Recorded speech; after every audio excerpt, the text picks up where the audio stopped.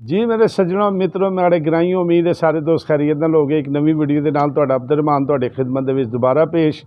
तो अज तुहाडी इस फोक सिंगर के मुतलक दसांगे कि जिहड़ा एक बड़ा हीरा है और ये फोक सिंगिंग ऐसी लोक गुलूकारी देसी गुलूकारी है कि जिहड़ी सदाबहार गुलूकारी है, लेकिन साडे कोल ऐसे ऐसे पंजाब दे विच हीरे मौजूद ने, लेकिन उन्हां नूं कोई ऐसा प्लेटफार्म नहीं मिलता पाया कि जिहदी वजह के उत्ते इन्हां नूं जनाब मशहूरी इन्हां दी होवे और लोग इन्हां नूं पसंद करन। अल्लाह ने बड़ी आवाज़ इन्हां नूं दित्ती है। लेकिन अज तुहानूं जिहड़ी अज दी वीडियो च असीं दस्सांगे आरिफ लोहार दे उह शागिर्द दे मुतलक कि जिन्हों सब तो पहले आरिफ साहब ने शागिर्द बनाण तो इनकार कर दिता जदों ये शागिर्द उन्हां कोल होण गया, और उस तो बाद जदों इहदी आवाज़ सुनी तो आरिफ साहब ने किस तरीके नाल इहनूं अपना गुलूकार नूं अपना शागिर्द बनाया और इहदी मिठाई वंडी। यह तफसील अगे जाके तुहानूं दस्सांगे। लेकिन अगर तुसीं मेरे चैनल ते नवें आए हो तो एक रिक्वेस्ट करांगा कि बराए मेहरबानी मेरे चैनल नूं जरूर सबसक्राइब करो, नाल दिते गए बैल आइकन दे बटन नूं दबाओ ताकि इस तरह की वीडियो तुहाडे तक पहुँचदियां रहन। और अगर तुसी भी अपने इलाके दे कि फोक गुलूकार हो या किसी फन ने मौसीकी दे विच तुहाडे कोल कोई टैलेंट मौजूद है तो मेरा उत्ते थंबनेल ते नंबर लिखिया हुंदा, तुसी मेरे नाल राबता करो।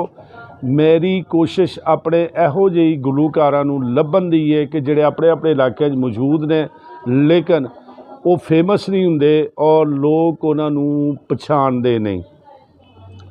तो राबता तुसी मेरे नाल कर सकोगे तो मैं इंशाअल्लाह तुहाडा जनाब जरूर पूरा तारफ करवा के ते अपने चैनल तो तुहानूं अपलोड करया करांगा।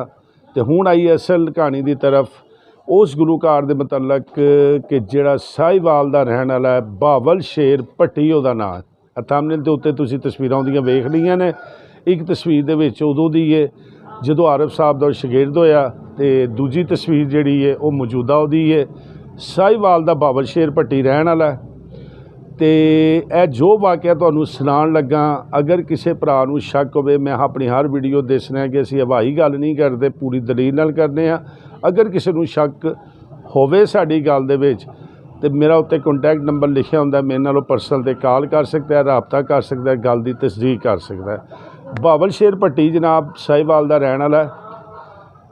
ये गल हैगी 2008 दी कि ये बंदा जनाब बड़ी अल्लाह ने इनू आवाज़ दी, बड़ा अपने इलाके च गांदा सी, लेकिन इसदा उस्ताद कोई नहीं सी ते आरिफ साहब दा शागिर्द होना चाहता सी।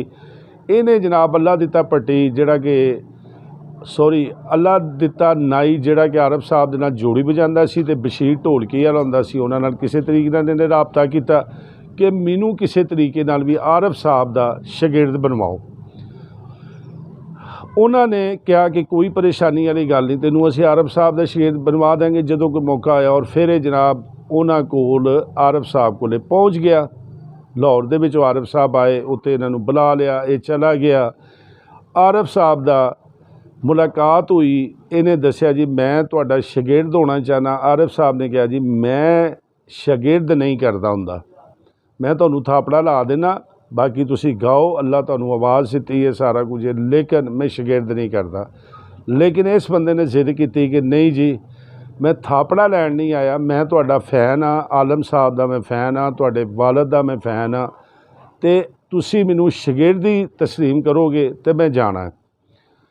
तो आरिफ साहब ने अगों कहा कि अगर ये गल है तो चलो ठीक है, फिर तू इंज कर के मैनूं कोई भी ना गाना सुना, वो चाहे मेरे वालिद दा है मेरा है, ये जरूरी नहीं कि तू मेरे ही सुनाना है, कोई भी गाना जिहड़ा ना वो तू मैनूं गाना सुना पहले।